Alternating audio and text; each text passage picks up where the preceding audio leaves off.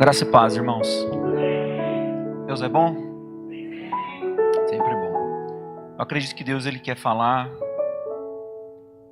e ministrar o nosso coração essa noite. Quantos estão abertos aqui e querem receber a palavra de Deus? Amém? Jesus disse que a palavra de Deus às vezes ela cai no terreno e o problema nunca está na semente, mas sempre no terreno, amém? Então essa noite é uma palavra que eu preciso que você abra muito seu coração e deixe o Espírito Santo falar com você. Eu sou um pastor local e normalmente eu gosto de trazer palavras pastorais. Nem toda mensagem ela é pastoral. Mas hoje eu quero compartilhar uma palavra, é um misto de palavra com testemunho para você. Amém? Deus, Ele está movendo a direção da nossa nação. Eu quero compartilhar uma palavra profética com você e eu preciso que você discina isso no mundo espiritual. Quem está comigo? Vamos orar? Senhor,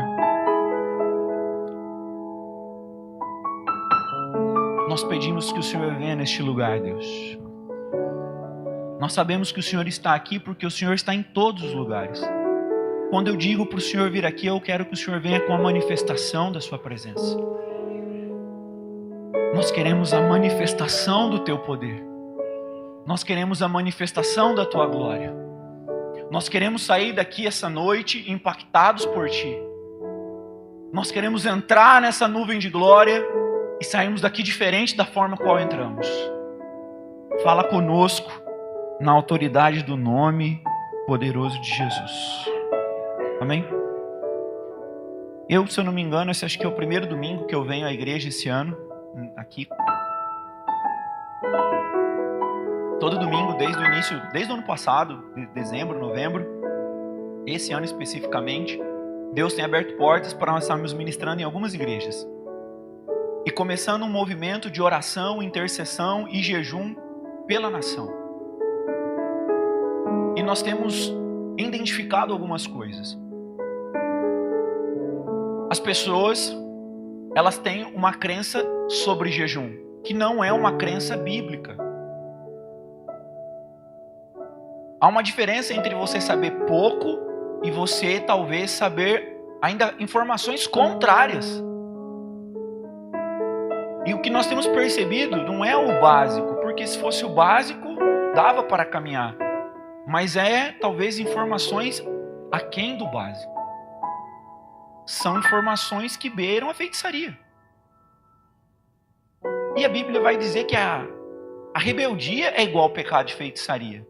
E se a gente não entende porque faz algo, a gente só está participando de mais um movimento religioso. Quem está entendendo? Sexta-feira, com a Rede Jovens, nós concluímos mais um propósito, mais um jejum de 40 dias, só ingerindo água. Cada um faz do jeito que consegue, da forma como Deus permite e dá graça. Eu fiz desse formato. E alguns irmãos ainda têm dificuldade, mas por que conta? Por que fala? Jesus falou para não falar. Não, Jesus não falou isso. Jesus falou para não contar, para não trazer glória para si. Mas se é para trazer edificação, deveria ser dito.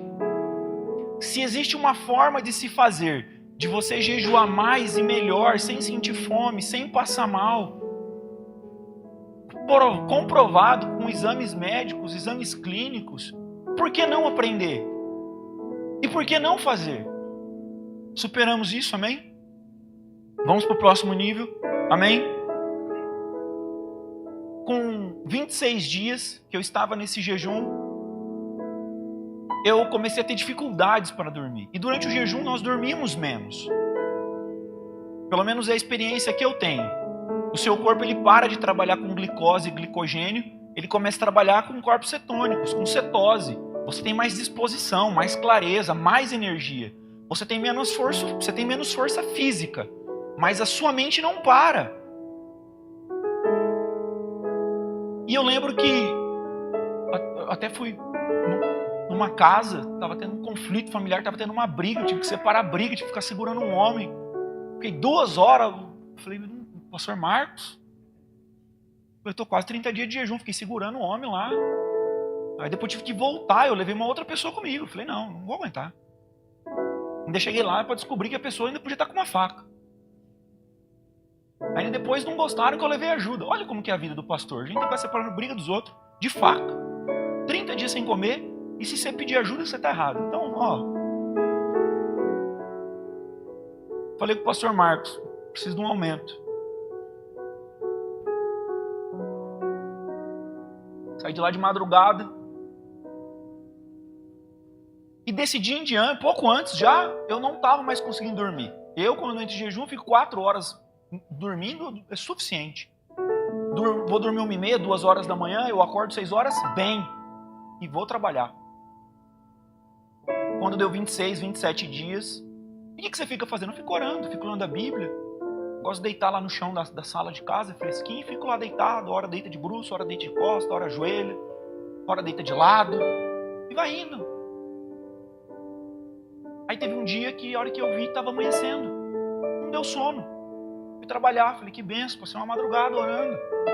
Aí a segunda noite, assim, a terceira noite, assim, aí eu já não aguentava mais. Eu tava que nem um zumbi.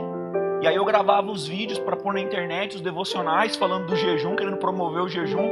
E tinha gente que falava, nossa, mas você tá abatido. Eu falei, eu não durmo. Não é falta da comida, é falta de sono. Foi pior ficar sem dormir do que ficar sem comer. Porque ficar com fome, eu senti fome 5 vezes em 40 dias. Sono, não passava. E a Cíntia me perguntou, o que você fica fazendo? Eu falei, eu fico orando. Fico orando. E aí eu falei para ela assim, Cíntia, essa madrugada Deus compartilhou comigo que jejum, ele está intimamente ligado à mudança de destino e ao ministério profético. Está intimamente ligado à vida do profeta. Ela falou, como assim, Éden? E eu falei assim, a rainha Esther, quando tentaram matar o povo judeu, não foi apenas um genocídio. Eles estavam tentando interromper a vinda do Messias ao mundo. A vida do Machia. Esther, então, ela se levanta em oração, em jejum e aquilo Deus reverte da vitória. A restauração das muralhas é a mesma coisa. O profeta ele não estava restaurando tijolo. Neemias não estava restaurando o muro. Ele estava restaurando o limite, ele estava restaurando proteção, ele estava restaurando cultura, identidade. Uma cidade sem muro, entra forasteiro, entra quem quer, sai a hora que quer. É um lugar de bagunça, onde não tem autoridade, onde não tem nada. Ele estava restaurando coisas profundas. Esdras não estava restaurando um templo, ele estava restaurando o sacrifício. Ele estava restaurando o que era um ato profético, que Jesus era o sacrifício perfeito. Ele estava restaurando a adoração. Ele estava restabelecendo o sistema de oferta. Ele estava restabelecendo o meio pelo qual o povo se relacionava com Deus. O templo é símbolo de Jesus no Velho Testamento. O tabernáculo apontava para Jesus. A Bíblia fala que Jesus é o templo perfeito. E nós somos uma réplica também desse templo. É por isso que a Bíblia fala que no céu não haverá templo, porque nós habitaremos dentro dele e ele habitará dentro de nós. Olha que coisa maravilhosa. E eu não conseguia dormir. Depois de quase uma semana, eu tomei um remédio, consegui dormir pouquíssimo, porque não dormia nada, tipo umas 2 horas, que não é nada. Aí na outra noite, a gente falou, você vai dormir? Eu falei, não, vai tomar remédio? Eu falei, não vou tomar remédio. E aí eu comecei a ficar incomodado. Eu falava, Deus, eu quero dormir. Eu falava, Deus, eu quero dormir, Deus, eu quero dormir, Deus. Por que eu? Por que eu, Deus? Eu quero dormir, eu quero dormir, eu quero dormir, eu quero dormir! E levantava de manhã, eu levantava, né? Para falar que eu não cochilava, às vezes cochilava na viração do dia, né? Às 5h30, 6 horas eu dava umas pescadas. A Cintia falou, você dormiu? Eu falei, dormi na cadeira do escritório hoje. Dormi uns 3 minutos. Acordei, telefone vibrando, cliente.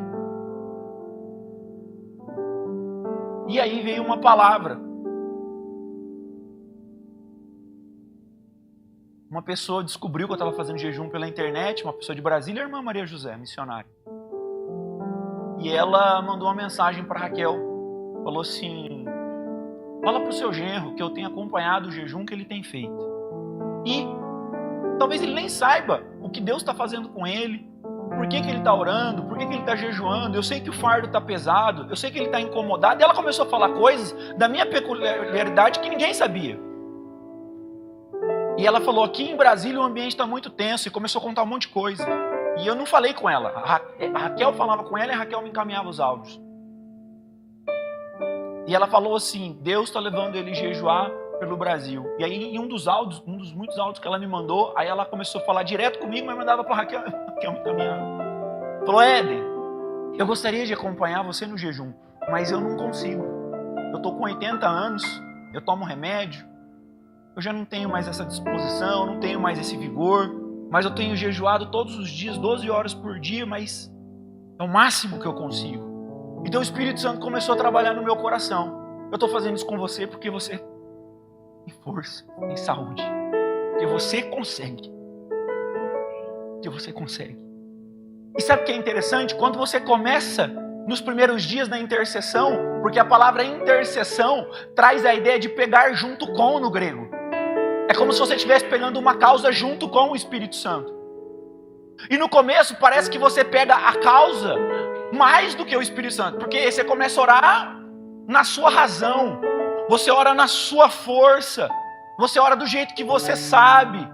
É por isso que a Bíblia fala que o Espírito nos auxilia com gemidos inexprimíveis. Mas no começo você vai meio que na sua força. Mas conforme o jejum avança, você vai morrendo, você vai saindo da carne e vai entrando no Espírito, até que você não tem mais você ali.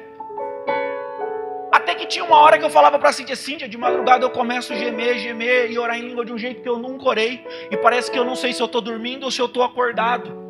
E eu começo a orar de um jeito que eu não sei, a hora que eu vejo o dia já o dia já amanheceu. Foi assim do 26º, 27º dia até o final. O meu filho, ele gravou um vídeo e colocou na internet. Pediu para a mãe dele gravar porque ele quis contar a minha reação. Aí a mãe dele falou, filho, grava de novo, senão as pessoas não vão entender. Porque o primeiro vídeo, qualquer dia eu mostro. Ele falou, pessoal, o que foi para a internet é o bonito. Meu pai, ele pôs a comida aqui no prato, ele entregou o jejum. Quem viu esse vídeo? Alguém viu esse vídeo? Ele comeu aqui um pouquinho, ele falou que ficou com sono e foi dormir. Mas não foi isso que aconteceu. Eu coloquei a comida na boca, a minha esposa está ali de prova. Eu comecei a fazer assim. Esse é o 6º jejum, eu sei como termina um jejum. Eu já fiz jejum de 45 dias, mais de 1000 horas sem comer. Isso nunca aconteceu. Eu debrucei na mesa assim, de que foi, Ellen? Eu dei 3 bocados, é como se eu já desmaiado em cima da mesa. Aí eu vi ela falando assim pro Miguel, seu pai tá bem, fica calmo, ele tá bem. Eu falei, eu tô bem, Miguel. Eu falei, eu vou pro quarto dormir. É como se a carga de oração tivesse saído de sobre mim. O Espírito Santo falou assim para mim, um soldado quando está em guerra, ele está em alerta porque ele não come. 2 Coríntios 6, 7 diz assim, a palavra da verdade no poder de Deus pelas armas da justiça, quer ofensivas, quer defensivas. As nossas armas espirituais são essas, é oração, é jejum. O pastor Antônio Cirilo, ele gravou um DVD, eu recomendo você ouvir. Adoração como arma de defesa, adoração como arma de ataque, 2005, mais de 20 anos atrás. Quando o Espírito Santo começou a me lembrar disso, eu peguei lá o DVD e fui lá assistir de novo. Tem na internet, tem no YouTube. E orando, eu entendi que oração e gemido e chorar são as nossas armas para destruir os principados e potestades que aí estão. Quem está entendendo? Deus, ele compartilhou algo comigo. Salmo 132, 3. Por acaso chegou hoje o convite da jornada de oração, e é esse versículo que está lá, mas Deus compartilhou isso comigo aqui tem quase 15 dias. Não entrarei na tenda em que moro, nem subirei ao leito que repouso. Eu lembrei porque o meu quarto nos últimos 15 dias foi a sala. Não entrarei na tenda em que moro, nem subirei no leito em que repouso. Não darei sono aos meus olhos, nem repouso às minhas pálpebras, até que eu encontre um lugar para o Senhor, morada para o poderoso de Jacó. Deus, ele quer fazer morada na nossa nação. Deus, Ele quer fazer morada, Ele quer habitar ricamente no coração de cada brasileiro. Eu lembro que nós falávamos muito de missão quando eu era adolescente, e eu ouvi aquele Salmo 2:8, pede-me as nações da terra e os confins da terra por herança e por possessão, e eu te darei. E eu cansei de orar, eu falava: Deus, nos dá a Eritreia, nos dá o Marrocos, a Costa do Marfim, Japão, China, Indonésia. E numa dessas madrugadas eu ouvi esse versículo, eu de joelhos. O Espírito Santo pede as nações da terra por herança. Eu falei: Senhor, nos dá o Brasil. Nos dá o Brasil. Nada contra as almas que perecem em qualquer lugar do mundo. Todas elas são valiosas. Mas as almas que perecem aqui também são. Eu quero ler com os irmãos Samuel, 1 Samuel 8.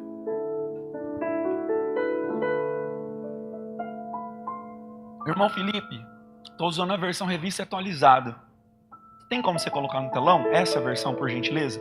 Irmãos, você pode acompanhar com a sua Bíblia se você quiser, mas para você não distrair, olha no telão porque eu vou ler o capítulo todo. Tendo Samuel envelhecido e constituído seus filhos por juízes sobre Israel, o primogênito se chamava Joel e o segundo Abiás, e foram juízes em Berseba. Porém seus filhos não andaram pelos caminhos dele, antes se inclinaram à avareza, aceitaram o suborno e perverteram o direito. Então os anciãos de Israel se congregavam e vieram a Samuel a Ramá e lhe disseram: vê, já estás velho, os teus filhos não andam pelos teus caminhos. Constitui-nos, pois, agora um rei sobre nós, para que nos governe, como em todas as nações. Porém essas palavras não agradou Samuel, quando disseram: dá-nos um rei para que nos governe. Então Samuel orou ao Senhor e disse: Então disse o Senhor a Samuel: atende a voz do povo e tudo quanto te diz, pois eles não te rejeitaram a ti, mas a mim, para que eu não venha reinar sobre eles. 8. Segundo todas as obras que fez desde o dia que tirei eles do Egito até hoje, pois a mim me deixou e os outros deuses serviu, assim também faz a ti. Agora, pois, atende a voz, porém adverte-o solenemente e explica qual é o direito do rei que houver de reinar sobre eles. Referiu Samuel todas as palavras do Senhor ao povo, que lhe pedia um rei. E disse-lhe: este terá o direito do rei, que houver de reinar sobre vós. Ele tomará os vossos filhos e os empregará no serviço dos seus carros, como os seus cavaleiros, para que corram diante deles. E os porá por capitães de 1000, capitães de 50, outros para lavrarem os seus campos e ceifarem as suas messes, e outros para fabricarem suas armas de guerra e aparelhamento dos seus carros. Tomará as vossas filhas para perfumistas, cozinheiras, padeiras. Tomará o melhor das vossas lavouras, das vossas vinhas, dos vossos olivais, e dará aos teus servidores. As vossas sementeiras e as vossas vinhas dizimará, para dar os seus oficiais aos seus servidores. Também tomará os vossos servos e as vossas servas, e os melhores jovens e os melhores jumentos, e os empregará no seu trabalho. Dizimará o vosso rebanho, e vós lhe sereis por servos. Então naquele dia clamareis por causa do vosso rei. Esse clamareis aqui é reclamar. Então naquele dia vocês vão reclamar por conta do vosso rei, que vos houver escolhido, mas o Senhor não vos ouvirá naquele dia. Porém o povo não atendeu a voz de Samuel e disse: não, nós teremos um rei sobre nós, para que sejamos também como todas as nações. O nosso rei poderá governar-nos, sair adiante de nós e fazer as nossas guerras. Ouvindo Samuel, pois, essas palavras do povo, as repetiu perante o Senhor. Então o Senhor disse a Samuel: atende a voz, estabelece-lhes um rei. Samuel disse aos filhos de Israel: volte cada um para a sua cidade. Vamos lá. Os parentes de Samuel se tornaram corruptos e avarentos, sim ou não? Está lá no versículo 1 a 3. Então o problema era real, mas era uma aparente motivação. Vamos ler a segunda parte. Eles propõem uma solução. Eles falam: vamos trocar um juiz por um rei. O problema nunca foi a posição que a pessoa ocupou, sempre foi o coração. Se um juiz tem um coração perverso e você promove ele a rei, ele vai ser mais perverso ou menos perverso? por isso que Deus falou para Samuel, falou, eles não rejeitaram a ti, eles rejeitaram a mim. Eles estão tentando resolver um problema, promovendo um homem. E eles deveriam tentar resolver esse problema me promovendo, enaltecendo a minha palavra. O problema nunca foi o cargo, sempre foi o coração. Grava isso. O problema nunca foi o cargo, sempre foi o coração. Os antigos já diziam, você quer conhecer um homem? Dá poder a ele, dá dinheiro a ele, porque isso traz à tona o que ele tem de melhor ou o que ele tem de pior.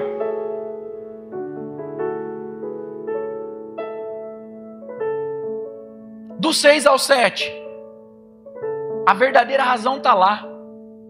A verdadeira razão está lá no 6 e no 7. Se você ler, você vai encontrar. Eles falam assim, porque nós queremos um rei para sermos iguais a todas as nações da terra. Só que havia um problema, Deus tinha chamado eles para ser uma nação diferente, para ser propriedade exclusiva, nação santa, sacerdócio real, pessoas que eram governadas de um jeito diferente. É por isso que Deus, quando tira eles do Egito, fala, olha, vocês vão se vestir diferente, vão comer diferente, cortar cabelo diferente, a barba vai ser diferente. Gente, Deus não estava preocupado com barba, cabelo e comida. Deus estava preocupado em dar uma identidade para eles. E deu certo. Quando eles entram em Israel, eles têm uma nova identidade. Uma nova identidade.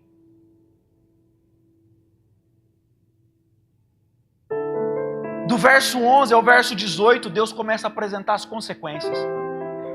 Deus está falando assim, olha, vocês dão dízimo e dão oferta, ok. Mas o melhor da sua terra fica para vocês. Os melhores animais, o melhor da lavoura.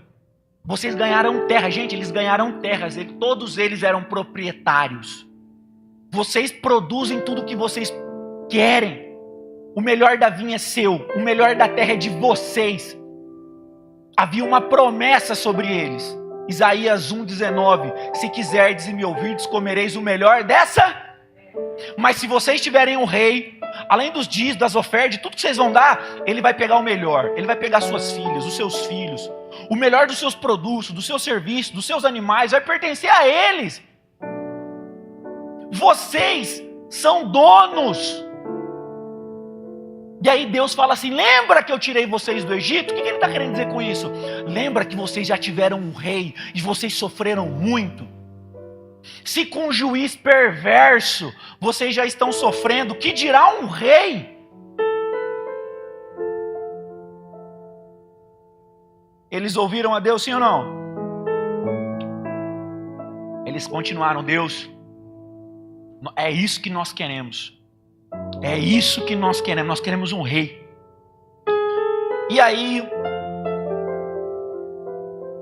tem a insistência, então Deus permite, eles têm um rei. E quem que é o primeiro rei de Israel? Saul. 1 Samuel capítulo 9, Deus encontra um rei para eles. Então ali em 1 Samuel capítulo 9 descreve o que o futuro rei estava fazendo. Ele estava fazendo nada, diferente de muitos outros homens na Bíblia que é encontrar trabalhando. Ele estava flauteando. E Deus pede, o pai dele pede para ele buscar jumentas. Deus já estava dando um indício para eles. O próximo rei de Israel será um pastor de jumentos. E incompetente, porque ele sai e ele não encontra as jumentas. O homem de Deus encontra ele no meio do caminho e fala, pode voltar. Seu pai já localizou as jumentas. Então já há um indício aqui que não é bom. Esse rapaz, ele tinha todas as características físicas que as pessoas achavam que um rei tinha que ter. E ele reina sobre Israel. E é um desastre. E a Bíblia começa a narrar vários episódios de desobediência, de rebeldia, de rebelião, de obstinação, de ingratidão. Quem está entendendo até aqui diz amém. Então essa era a vida do rei. Até que um dia ele pisa na bola de forma muito grave e Deus tira o reino da mão dele. A Bíblia diz que Deus rejeita ele. E a Bíblia fala que a partir daquele momento, um espírito maligno começa a atormentar ele. Fala atormentar. E esse espírito maligno que começa a atormentar ele, tira ele do eixo. Saul, ele começa a fazer de forma contrária a tudo que ele deveria fazer. E eu quero falar sobre o principado de Saul. Quem me conhece sabe, eu sou um menino bíblico. Eu gosto de Bíblia, gosto de oração. Eu tenho um pé muito atrás com profecia e revelation.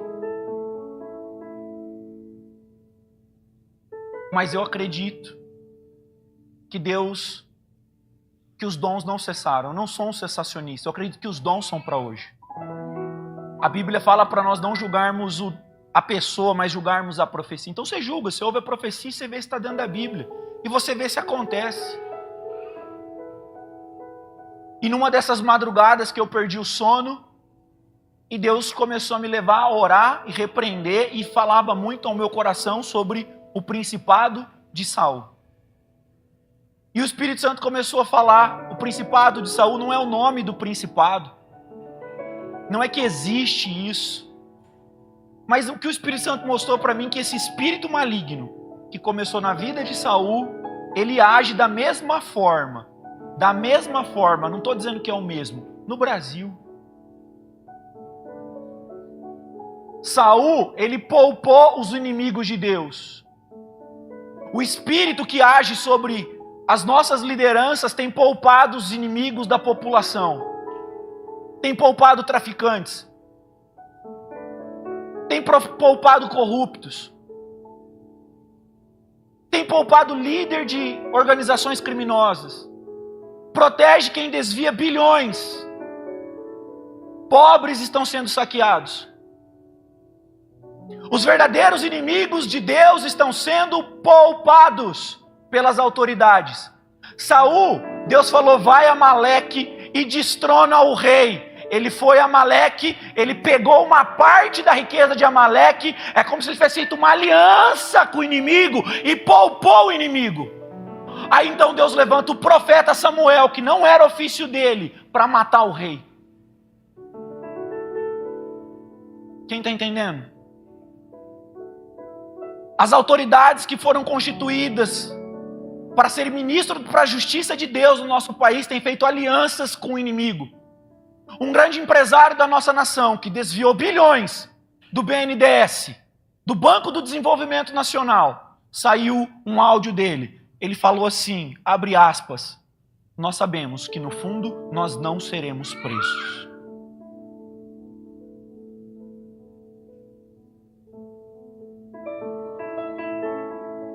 Segundo nível que a potestade age, esse principado, começa a perseguir quem é do próprio exército. Você vai ver que Saul, quando ele foi dominado por esse espírito, cheio de ciúme, cheio de inveja, endemoniado, ele começa a perseguir pessoas do próprio exército, a saber, Davi. 1 Samuel capítulo 18, ele tenta 2 vezes matá-lo. Ele arremessa contra ele 2 vezes, Davi desvia 2 vezes. Não dá para saber se é 2 vezes no mesmo dia ou se é na sequência. 1 Samuel capítulo 19 tenta de novo. Alguns estudiosos sugerem que Saul tentou 11 vezes contra a vida dele com o exército próprio e usou inimigos mais algumas vezes, totalizando 21 vezes. Nessa altura, Davi já era genro dele. E aí, vai para o próximo nível. A potestade começa a agir dentro de casa. Você começa a perceber que essas autoridades, elas estão perseguindo pessoas do próprio partido, do próprio governo, da própria sociedade. Sim ou não? Sim ou não? Eu estou falando besteira? Vocês conhecem um pastor chamado Silas Malafaia? Abre o Instagram agora do pastor Silas Malafaia. Olhe os vídeos que ele tem postado e veja se você encontra comentários de pessoas reprovando o que ele faz. Você quase não vai encontrar. Mas se você abrir vídeos que ele postou há 6 meses atrás, você vai ver as pessoas chamando ele ladrão, mercenário, usurpador da fé, político, vai falar de Jesus. Tudo que o pastor Silas Malafaia tem falado há 4, 5 anos está se concretizando. A Globo está repetindo fala deles, a CNN, o Estadão, a Folha. Inimigos declarado dele estão repetindo e fazendo coro com ele agora. Cadê aquelas pessoas que reclamavam quando ele chamava o ministro Alexandre de Moraes de ditador, inimigo da Constituição, inimigo da pátria, criminoso? O Alexandre de Moraes foi tido como herói dessa nação, aquele que salvou a democracia. E agora a esposa dele é revelado que tem um contrato de 129 milhões com uma pessoa que deu um desfalco no Fundo Garantidor de Crédito da Nação de 40 bilhões. E que desse contrato de 129 milhões, 80 milhões já foi pago. Quem aqui tem um familiar que está esperando um exame? Cadê? Não tem? Deixa eu falar para você. Vocês oraram por mim o ano passado que eu estava com uma dor na perna, sim ou não? Uma médica da nossa igreja, a doutora Silvana, me atendeu. Ela pediu uma ressonância, um exame. Eu estou aguardando até hoje para fazer essa ressonância. Que dia que é hoje? 22 de março.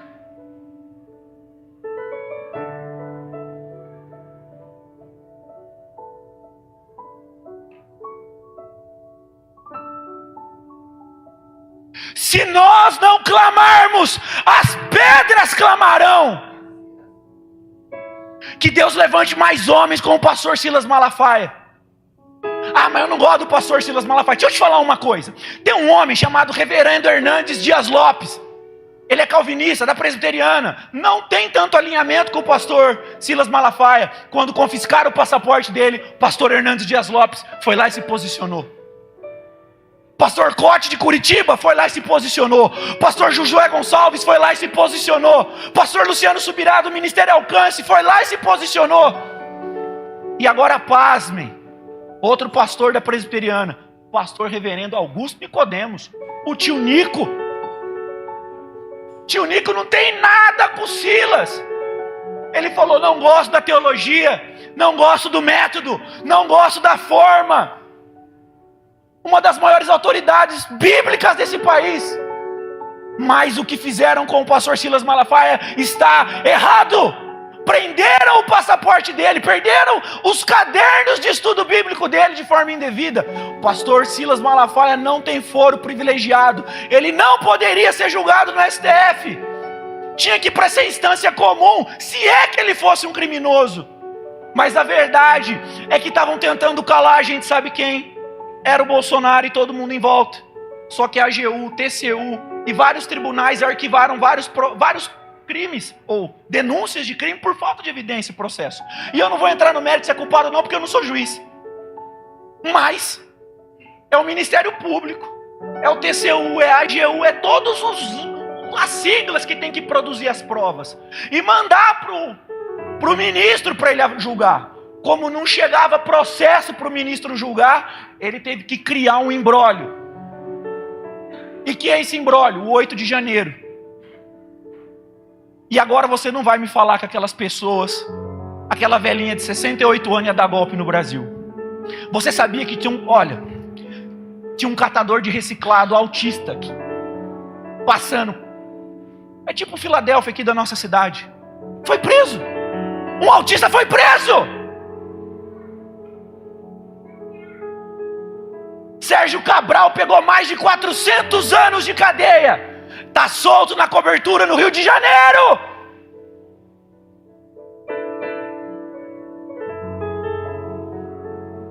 $14 anos para uma mulher que passou batom. É isso mesmo? É isso mesmo? Um dos líderes do PCO, Partido Comunista do Brasil, publicou uma nota. O que fizeram com o Bolsonaro é errado. Eu falei: meu Deus, é isso mesmo? Não tem crime.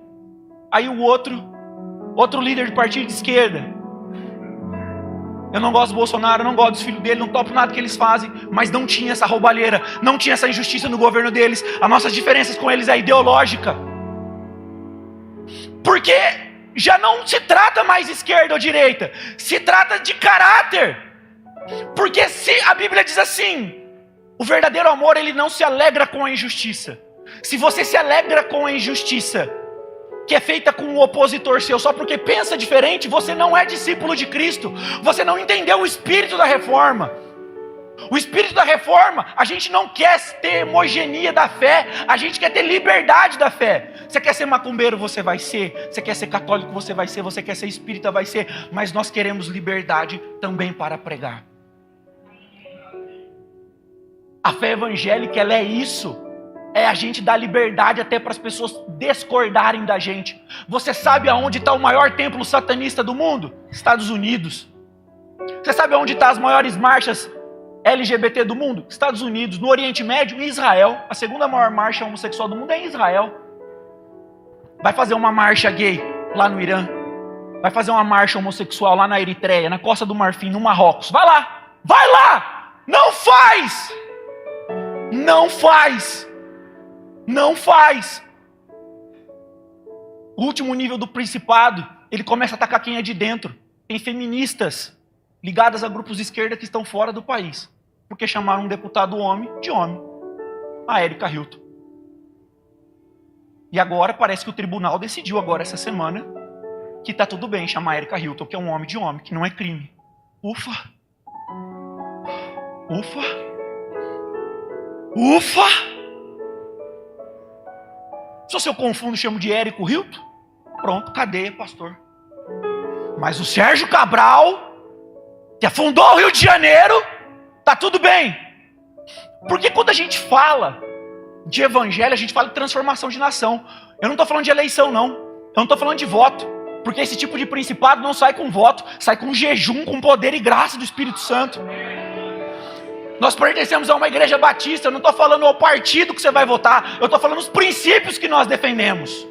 É isso que eu estou te ensinando. Nós somos contra aborto. Casamento para nós é homem e mulher. Nós somos contra as drogas e a legalização delas, porque só quem tem um dependente em casa sabe as portas do inferno que é. Quem está entendendo? Uma das piores coisas é quando se usa o santo para financiar o profano. E é isso que eles têm feito. Usado o suor e o sangue do povo brasileiro para promover ideologia de gênero, aborto e tantas outras coisas. Nós precisamos nos posicionar.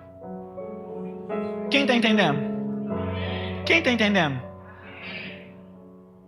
O ministro Gilmar Mendes, essa semana, saiu em defesa do Alexandre de Moraes.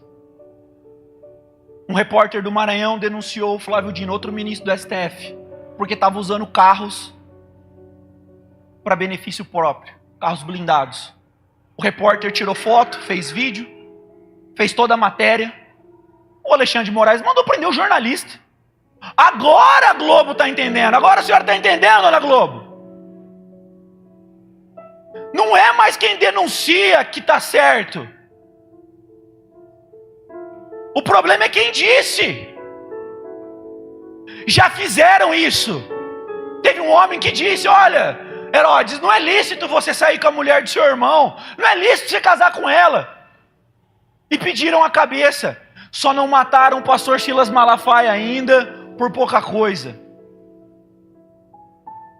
Pode ser muita coincidência. O ministro André Mendonça foi citado aqui no início do culto. Foi entrar num voo, um voo com pane. Não é muita coincidência.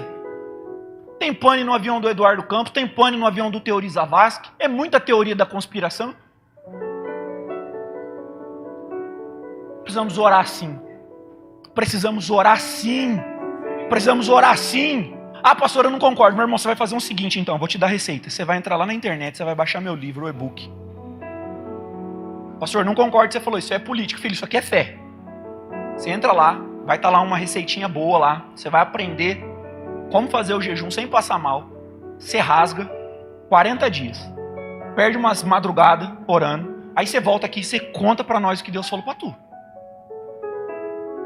Se você não pagar um preço, eu não vou te ouvir. Porque eu sei o que eu vi, e eu sei o que eu vi, e eu sei o que eu chorei, e eu sei o peso que eu senti dessa nação. Eu sei. Eu sei. Eu sei. Eu sei que a hora que eu dei 4 ou 5 bocadas no prato de comida, parece que o sono de 15 dias veio. Hoje eu levantei, era 10h30 da manhã, porque minha esposa me acordou que eu tinha que fazer almoço para a família. Ela falou, conseguiu descansar? Eu falei, não, eu preciso dormir. Eu fui vindo para a igreja hoje, eu falei, nossa, amanhã eu vou chegar em casa e vou dormir. O seu sonho de consumo, dormir. Ela falou, você vai comer? Eu falei, não quero comer.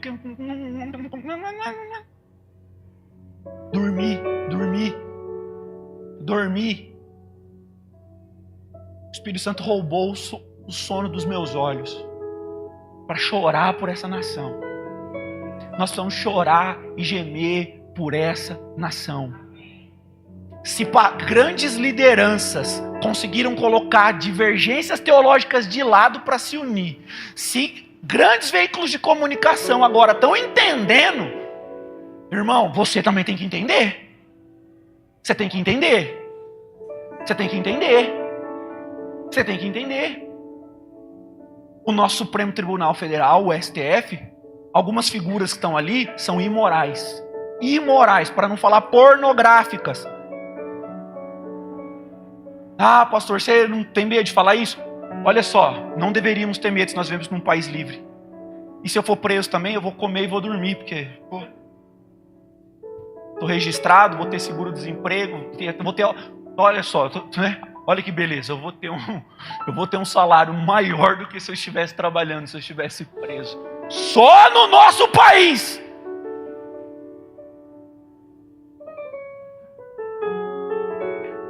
Abra sua Bíblia comigo em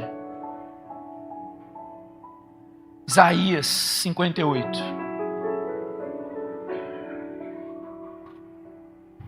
Quando você vai ler a história dos reformadores, Martinho Lutero não acertou tudo. Quando você vai ler a história de pastor Batista nosso, pastor Martin Luther King Jr. não acertou tudo, mas foram homens importantes.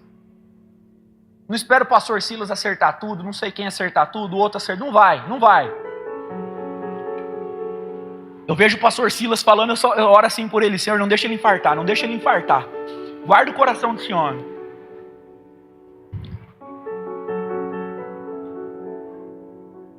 Quando a gente lê Isaías 58, é um capítulo que está falando sobre jejum. E aqui mostra que eles estão fazendo um jejum inadequado, com princípios errados. Mas aí Deus fala que se eles jejuarem da forma correta, tem umas bênçãos aqui. Gente, jejum, primeiro nível, é só desconforto, é mal-estar, é fome, pela falta de prática. Depois que você acerta, você passa dessa fase. Aí você vai para a segunda fase, que aí você vai ter sensibilidade. Você vai discernir. Deus vai falar com você. Vai arrancar as coisas ruins que estão aí atormentando seu coração. E vai vir as cargas de oração e as direção.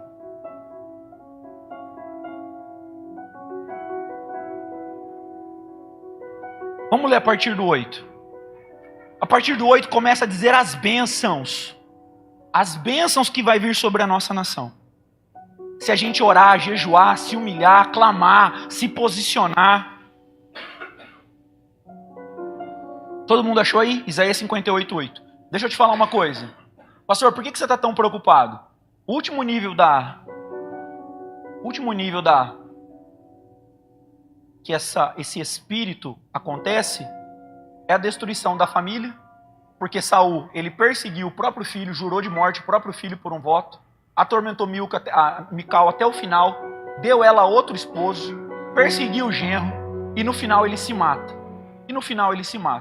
Quando você percebe alguns líderes da história, sobremente líderes políticos, eles morrem, eles se matam. E isso é ruim, porque eles morrem levando vários segredos com eles. Isso quando eles não são mortos. Esses homens, eles não têm nada a perder. Eles estão no último nível. Ou eles se matam, ou eles fogem, ou eles vão mandar matar alguém, ou eles vão mandar prender alguém. Porque não é mais sobre ideologia. Esquece isso. Não é mais sobre esquerda ou direita. Essa casa só sai com oração, consagração e união. Uma casa dividida não prospera. Olha lá o 8. Olha a promessa. Então romperá a tua luz como a alva. A tua cura brotará sem detença. E a tua justiça irá diante de ti. E a glória do Senhor será a tua retaguarda. Então clamarás e o Senhor te responderá. Gritarás por socorro e ele dirá: eis-me aqui. E se tirares do meio de ti o jugo, o peso, a iniquidade, aquilo que está errado, o dedo que ameaça, cala a boca. Você é antidemocrático, você não sabe nada de lei. O falar injurioso, mentiroso, caluniador. Se abrires a tua alma ao faminto e faltares a tua alma ao aflito, então a tua luz nascerá nas trevas e a tua escuridão será como o meio-dia. O Senhor te guiará continuamente e fartará a tua alma até em lugares áridos e fortificará os teus ossos. Será como um jardim regado num manancial, cujas águas jamais faltam. Aleluia! Olha o 12. Os teus filhos edificarão as antigas ruínas. Presta atenção nisso aqui. Não serão os meus filhos que vão edificar as antigas ruínas, amém? Presta atenção nisso aqui. O texto está falando de algo que está adiante, está falando de uma próxima geração. Eu não acredito que será a próxima geração, eu acredito que esses filhos do texto aqui somos nós. Esses filhos aqui somos nós. Bate no peito e fala: não, esse filho aqui sou eu. Fala com convicção, fala: esse filho sou eu. Esse filho sou eu. Porque senão a gente vai jogar, senão a gente vai jogar essa responsabilidade para a próxima geração. Está falando que os filhos, eles vão restaurar as antigas ruínas. Nós somos esses filhos. Nós somos filhos de pastor Antenor. Nós somos filhos de José Rego do Nascimento. Nós somos filhos de Ernesto Nini, da irmã Roseli e Poupel. Quem é? Vai ler um livro Batista. Nós somos filhos de gente assim. Nós vamos desentulhar os poços antigos. A Bíblia fala que Abraão cavou os poços, mas quem desentulhou foi Isaac. Nós vamos desentulhar os poços do avivamento nessa nação. Veio avivamento da década de 50, década de 60, vai vir agora. Eu profetizo que nós vamos desentulhar esses poços. Não, tem 2, 3 pessoas aqui. Não, meu Deus. Essa palavra tem que incomodar você. Essa palavra você tem que falar assim: não, eu vou desentulhar os poços. Tem meninas entrando no meu direct falando: pastor, eu jejuei 5 dias essa semana, eu fico até preocupado. Eu falo: quantos anos você tem? 22. Eu falo: tá bom, 22, tá bom. 3 dias, mas eu só fiz 3 dias, mas eu só fiz 5, só 5, eu tô ficando preocupado. Eu falei: como assim só 5? 5 é muito. Um menino falou para mim 7, eu falei: 7 é muito. Ele falou: não, mas se você faz 40, 5 é pouco. Eu falei: não, 5 é muito. Deus está levantando, isso vai acontecer no nosso tempo, na nossa geração. Nós vamos restaurar esse país. Eu profetizo que as ruínas antigas, elas serão restauradas. Esse lugar será habitável. Não vai haver essa fuga em massa de gente tirando endereço fiscal no Paraguai, em Portugal, na Espanha, na Flórida, nos Estados Unidos, na Itália, fugindo daqui. Essa aqui é a nossa casa. A gente tem que ficar incomodado. Quem está incomodado junto comigo? Quem tá pensando assim: não, gente, eu preciso me posicionar, eu preciso orar, eu preciso clamar.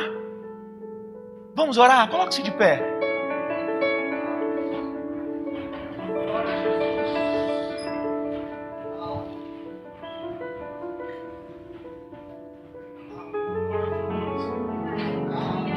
Os teus filhos edificarão as antigas ruínas, levantará os fundamentos de muitas gerações. O preço que foi pago não vai ser em vão, gente. Não vai ser em vão. Será chamado de reparador de brecha. Eu vou reparar a brecha. Eu vou ser restaurador de vereda, para que o país se torne habitável. Gente, isso aqui tem que pegar a gente por dentro. Pegar a gente por dentro. Pegar a gente por dentro. pegar a gente por dentro, pegar a gente pelo Espírito. Nós temos que ficar incomodados, falar: Jesus, me desperta, me desperta. A gente não pode.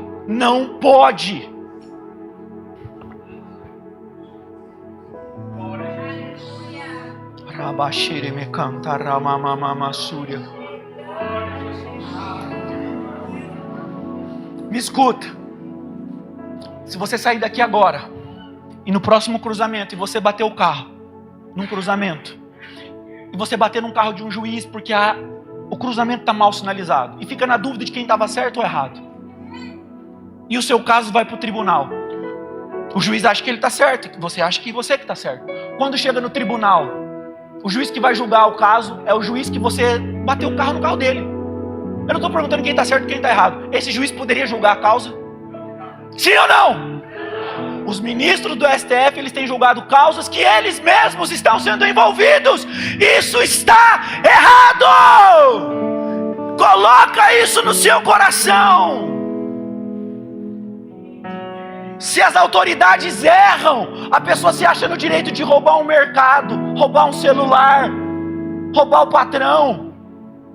Se quebra-se a verdade de cima, toda uma cadeia é rompida. Estão entendendo? Chamaram esse pastor Silas Malafaia de tudo quanto é nome. Você pode chamar ele de tudo quanto é nome, você não pode chamar ele de covarde. A filosofia diz que o ápice da virtude é a coragem. Sabe quando vai romper a nossa virtude, segundo a filosofia? Não estou nem falando de Bíblia. É quando vinha a coragem. Quando a gente tiver a coragem de proclamar. Os apóstolos tiveram coragem. Jesus era corajoso. Senhor, nós não somos dignos, Deus, de carregar o título de cristãos, pequenos Cristo. Nós não somos nem Cristos microscópicos. A tua coragem, Deus, nos constrange. Um menino, um garoto, 33 anos, cravado, gritou: está consumado. Nós só temos que nos apossar desse poder e viver. Deus, em nome de Jesus, Deus, me dá essa autoridade. A tua palavra diz que toda autoridade foi dada no Senhor, nos céus e na terra. Reparte essa autoridade com o teu corpo, que nós possamos sair daqui com autoridade, Deus. Autoridade no nome de Jesus, para chorar por pessoas que não têm dinheiro para fazer uma cirurgia porque foram roubadas, não tem remédio porque foi roubada, não tem merenda nas escolas porque foram roubados, inocentes presos como uma forma de cala a boca. Senhor, nós queremos orar, Deus.